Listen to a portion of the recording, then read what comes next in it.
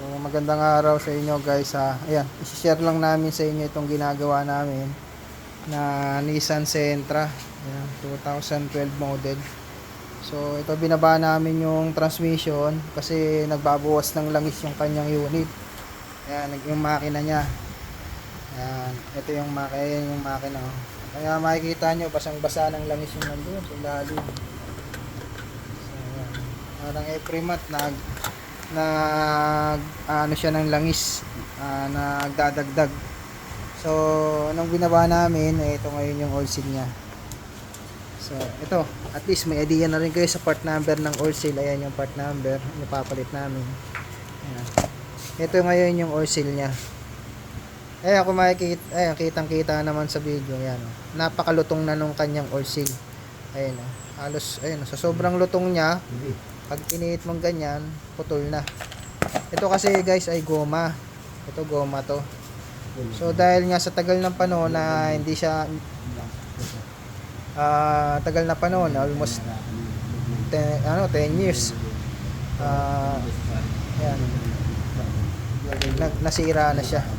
So kapag ganyan, wala nang kapabilidad na i-secured yung langis doon sa loob ng makina, kaya mangyayari maglilik na siya. Kaya nagbabawas na ng engine oil. So isa yan sa pwedeng maging dahilan kapag nagbabawas ng engine oil nyo ay ang crankshaft oil seal sa likod. Yan.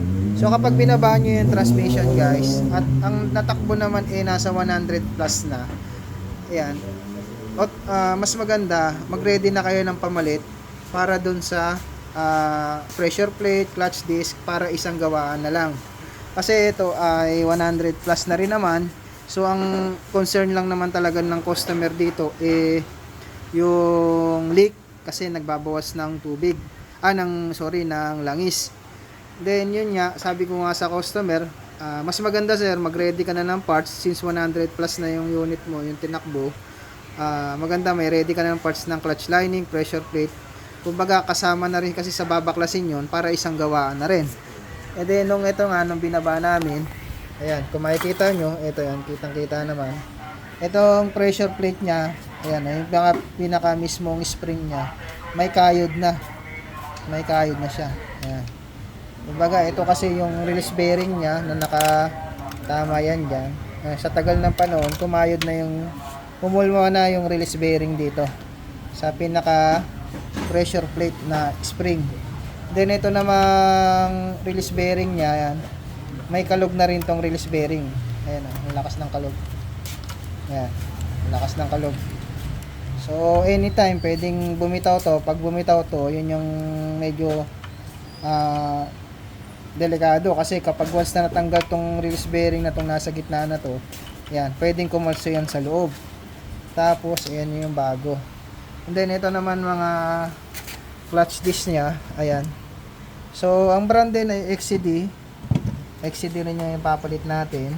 Yan, made in Japan yan. So, parehas nga lang eh. Yan. Ngayon, itong kanyang clutch lining konti na lang, mapupudpud na. Konti na lang. So 100 plus ang natakbo. So ayan. Kaya mas maganda palitan na rin. Yan. Mababaw na rin yung mga groove niya ng lining, kaya advisable na siyang palitan. Tapos itong mga return spring niya maalog na. Yan, maalog na to, nagagalaw na.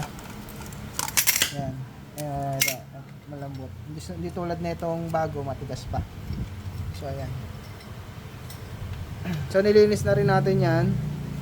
And then nakita namin yung CV joint, yung inner yan, crack na rin. So papalitan na rin natin yan.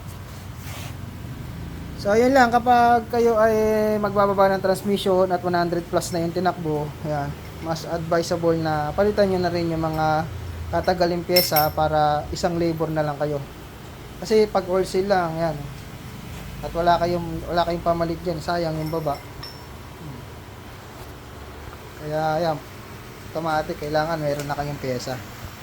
So ayan lang naman ang mai-share namin sa inyo. So maraming pwedeng panggalingan yung mga leak, like sa ibabaw, sa harap, sa ilalim. So kailangan lang talaga matrace nyo kung saan nanggagaling yung mismong leak. So ayan. So dito kasi sa unit ni sir, ayan, kita namin na nasa gitna. Nasa pagitan siya ng transmission at ng makina. So kapag ganon, yun ang pwedeng panggalingan, yung mismong crankshaft oil seal sa likod o kaya naman sa oil pan. Pero dito kasi sa case ni sir ay sa oil seal nang galing yung leak. So ayan. Ayan guys, sana may natutunan kayo sa maikling video na ito na i-share ko sa inyo. Yan, huwag niyo pong kalimutan na i-like ang ating page. Yan, papalo na rin po sa aming page na Nisker. Maraming salamat. God bless.